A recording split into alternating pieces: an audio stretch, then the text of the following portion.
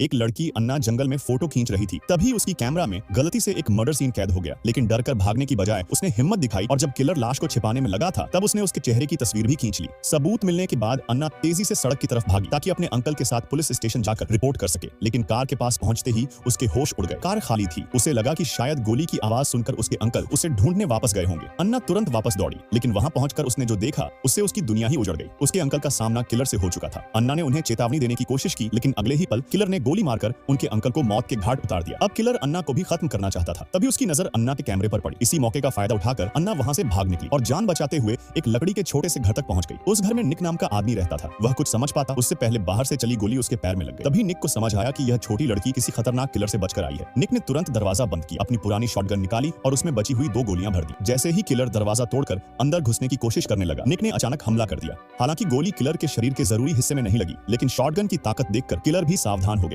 निक घायल था और किलर सीधे हमला करने की हिम्मत नहीं कर रहा था। दोनों के बीच खतरनाक सन्नाटा छा गया। निक ने झूठ बोला कि उसने पुलिस को फोन कर दिया है। यह सुनकर किलर घबरा गया और पूरे घर में फोन ढूंढने लगा, लेकिन बाद में उसे पता चला कि घर का फोन तो काम ही नहीं करता।